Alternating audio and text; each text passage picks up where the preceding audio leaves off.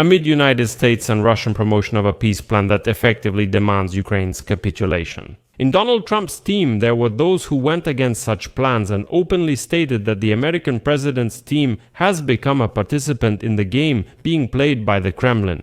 The special envoy of United States President Donald Trump for Ukraine, Kit Kellogg, informed his colleagues that he plans to leave the administration in January 2026. Kit Kellogg allegedly decided that Trump's team has stopped understanding the real reasons for the war in Ukraine and is not inclined to admit that it is Russia, not Ukraine, that is hindering any peace negotiations. Moreover, people from Kit Kellogg's team stated that he believes his colleagues in the Trump administration simply fell for Russia's deception.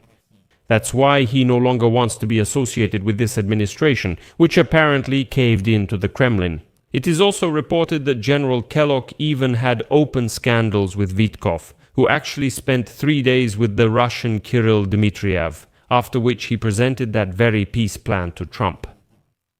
Kit Kellogg openly made it clear that people like Vitkov were clearly defending not Ukrainian or even American interests, but exclusively Russian interests. I'm Alexei Pechiy. Let's discuss this topic in detail. But before we start this episode, I ask you to subscribe to the channel, like the video, leave any comment, and be sure to subscribe to my Telegram channel, Pechiy News. The link is in this video's description, where we post breaking news as soon as we get it. If you want to support the work of this YouTube channel financially, you can do so with any donation or paid subscription using the links and details in the description of this video.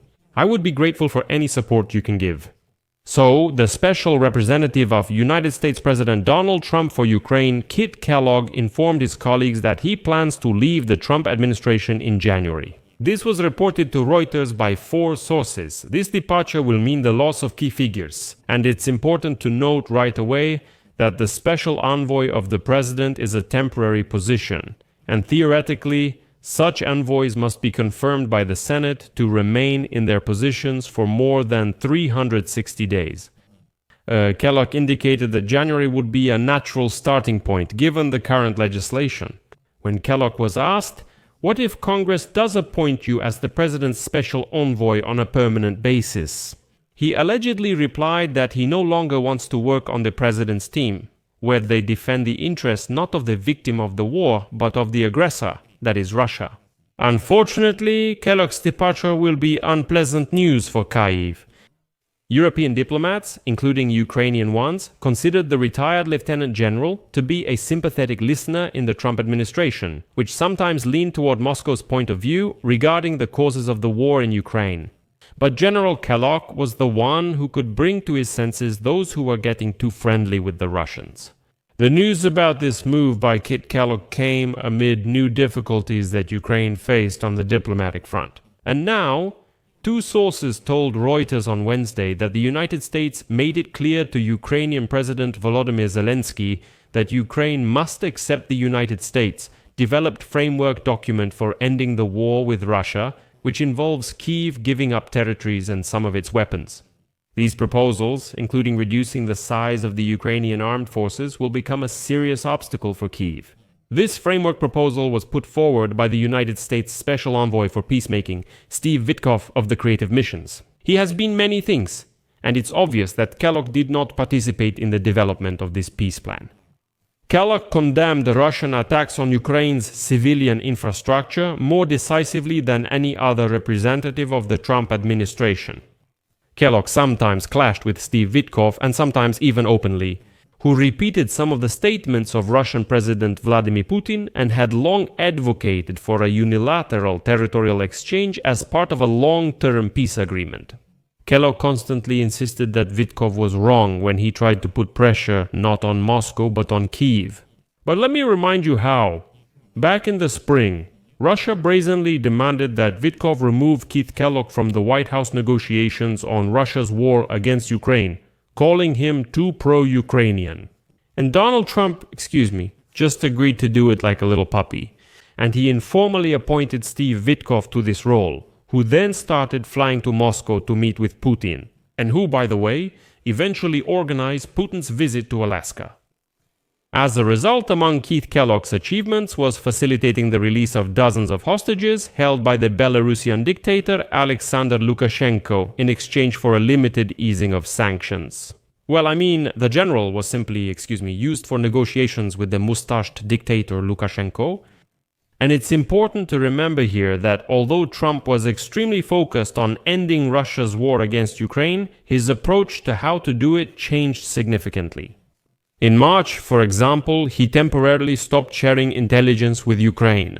And although Trump created a new program under which European allies purchase American weapons on behalf of Kyiv, he largely ended the United States military aid programs that were established by former President Joe Biden. And Trump came to power insisting on an immediate ceasefire, but dropped that demand after meeting with Putin in Alaska in August. In October, he once again supported the idea of a ceasefire on the front line after meeting with Ukrainian President Volodymyr Zelensky in Washington. And the latest proposal from Steve Witkoff, to the extent that it is supported by other factions of the Trump administration, apparently represents yet another step toward concessions to Russia. In addition, there is currently a United States delegation in Kiev headed by United States Secretary of the Army Dan Driscoll on a fact-finding mission. The delegation also includes United States Army Chief of Staff General Randy George. Well, according to sources, Kellogg maintained strong relations with Trump, but his absence at the October meeting with Zelensky, which some allies linked to internal strife within the Trump administration.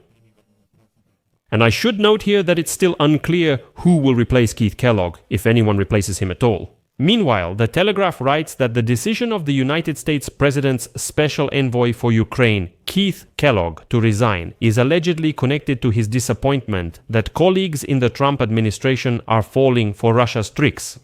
In the article dedicated to the new peace plan, the United States notes that Keith Kellogg's intentions to resign as of January 26 coincided with the publication of details of this plan in the media. A person closely associated with Kellogg says that he believes his colleagues in the Trump administration have fallen for Russia's deception. The Telegraph also learned which other maximalist demands of Russia are included in the draft peace plan. In addition, there is the idea that, in exchange for control over the entire territory of the Luhansk and Donetsk regions, rent should be paid to Ukraine. The plan also calls for transferring all of Donbas to Russia. Ukraine must limit its arsenal of weapons, reduce its army by more than half, and agree to Russian as a second official language. And so, Kit Kellogg said directly that he would not support this nonsense and he would not take part in this nonsense. Therefore, as we can see, Kit Kellogg is now resigning, and unfortunately for us, there are fewer and fewer pro-Ukrainian figures on Trump's team, and there are people like Steve Witkoff who are clearly promoting a strongly pro-Russian position. I'll leave it at that. Share your opinions and conclusions in the comments below this episode, subscribe to the channel, hit the bell, and don't forget to like. That's all for now. Take care. Goodbye.